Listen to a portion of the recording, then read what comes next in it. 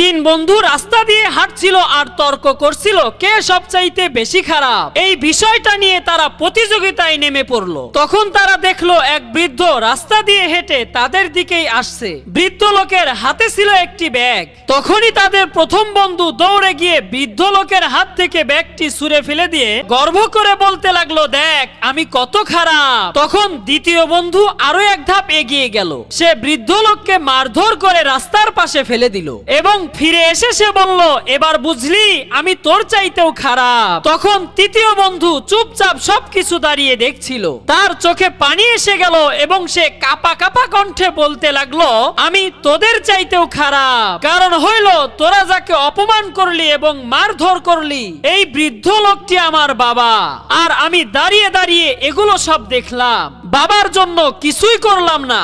বন্ধুরা, সবচেয়ে বড় অন্যায় শুধু খারাপ কাজ করাই নয়, অপরাধ দেখে চুপ থাকা এটাও বড় অন্যায়।